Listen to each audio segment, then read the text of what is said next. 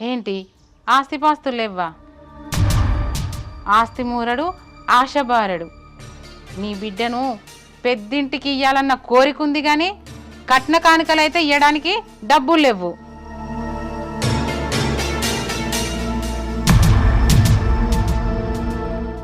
ఇట్లయితే నీ బిడ్డ పెళ్ళి ఎట్లా చేస్తావు?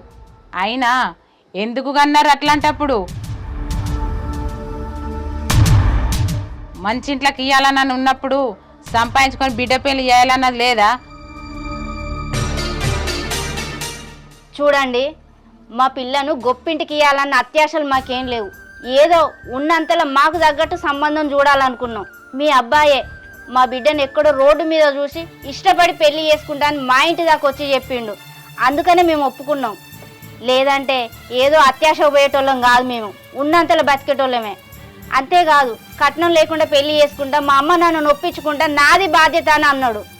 అందుకనే మేము ఒప్పుకోవాల్సి వచ్చింది. మీకు ఇష్టం లేకపోతే ఇప్పుడే వెళ్ళిపోవచ్చు.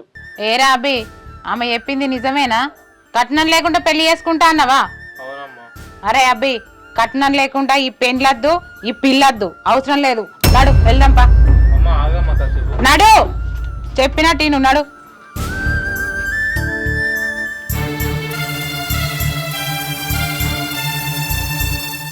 ఇందుకే ఇట్లా ఇట్లా అవుతుందానే నేను ముందే చెప్పిన మీకు. నువ్వేం మాట్లాడకున్నానా? నీకు మొదటి నుంచి చెప్తూనే ఉన్నా, నాకు ఏ పెళ్లి చూపులద్దు, పెళ్ళే వద్దు అని చెప్తున్నా. 10 మందిలో తీసుకొచ్చి నన్ను గంగిరెద్దులా కూర్చోబెడుతున్నారు. వాళ్ళు ఏమో చూస్తున్నారు, మనిషికో మాట అంటున్నారు, వెళ్ళిపోతున్నారు.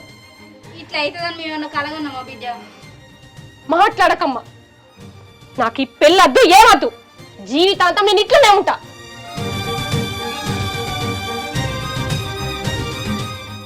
పిల్లగాడేమో మనల్ని ఒప్పించి ఇంటి దాకా వచ్చిండు. వాళ్ళ అమ్మకి అన్ని చెప్పినా, వాళ్ళ నాన్నను ఒప్పించుకున్నా మాకు ఇష్టమే అని వచ్చిండు. మళ్ళీ ఇక్కడికి వచ్చినాక వాళ్ళ అమ్మ కట్నం గురించి మాట్లాడుతుంది.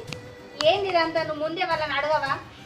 వాళ్ళ అమ్మ అబ్బాయి అన్నాడు కట్నం లేకుండా చేస్తున్నాను, అందుకే ఇప్పుడు వాళ్ళ అమ్మకి చెప్పుకునేటట్టు ఉన్నదా? అసలు వాళ్ళ అమ్మ దగ్గర ఈ ముచ్చట ఏం చెప్పనట్టున్నాడు. భయపడ్డట్టు